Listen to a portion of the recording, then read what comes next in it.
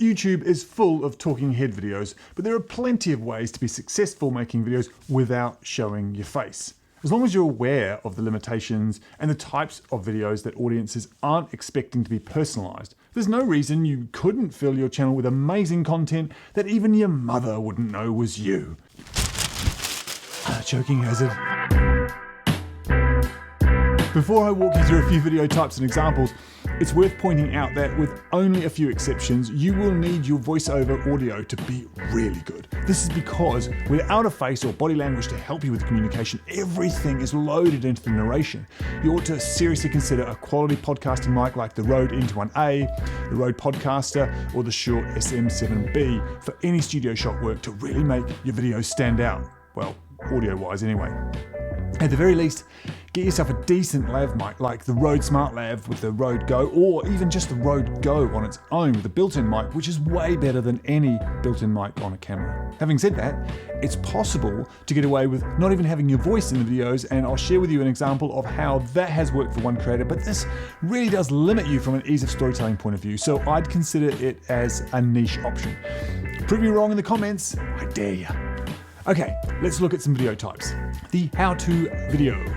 One of the most popular genres on YouTube, the how-to video is for an audience hungry to educate themselves in the quickest way possible.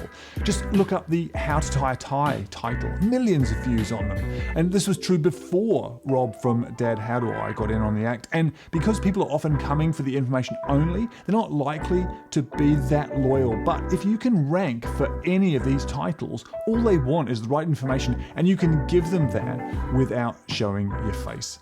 Review videos. Whether it's a product, service, software, or art review like music or film. Historical war movies aren't exactly what one would call uncommon. People are hungry for review videos. Since the focus of the attention from that audience is on what is being reviewed, there's no reason to have your face in the video. It's hard to imagine a good review video without a voice and a bit of personality though, because let's be honest, reviews are as much about an opinion as they are about facts and features. So this is where a quality mic will really help you stand out. Check out Fun Toys Collector Disney Toys Review to see what I mean. Screen recorded videos. You don't have to be a gamer to take advantage of screen recording. Plenty of people out there are more than happy to watch an entire video that features only a screen recording if you can deliver everything they need. Perfect for software reviews and explainers. Slideshow videos.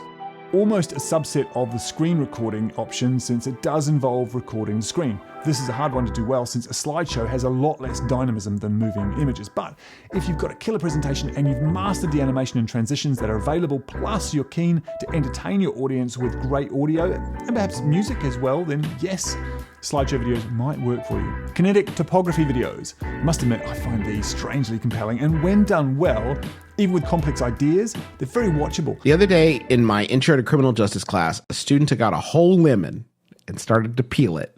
And then he asked me for the time. So I told him, and he went, "Oh, okay," in a sad tone of voice, and put his partially peeled lemon back in.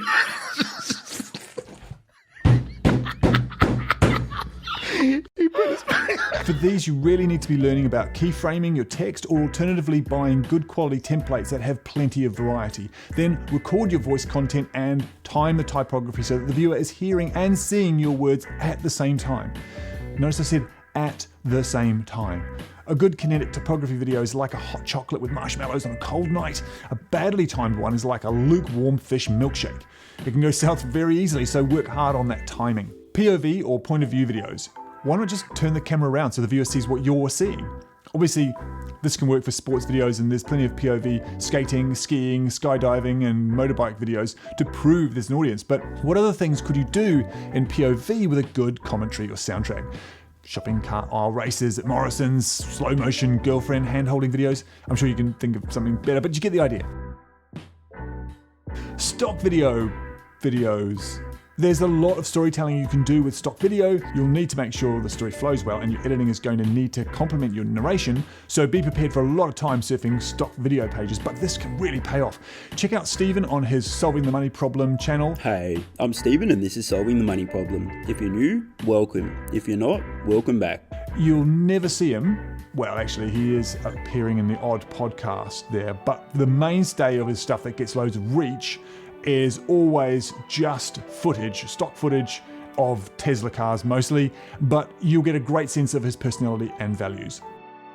The have you subscribed yet option, this isn't actually an option, it's just a thought I was putting out there. Doodle videos. I don't know, I think these have had their day. They were the brat pack, trendy, it things that everyone wanted in 2015. They still seem to have an audience for complex subjects like economics or history, so maybe still worth a look. For Doodle videos, you'll probably already know if you're going to be able to pull this off yourself or if you'll need to hire some talent from Fiverr to draw for you, but here's some in-betweener solutions.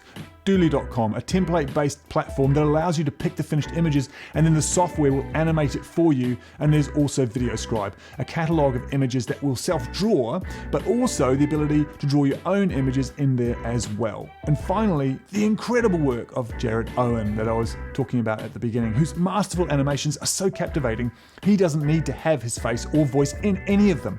All you need are incredible 3D animation skills. Oh. Admittedly, here's a photo of himself in his channel art, but that's the only place you'll find him. If you're thinking of doing the story video option, then this review of Storyblocks might be just what you need. And if you're stuck with the basics of editing and want to see how we edit our videos, check this out.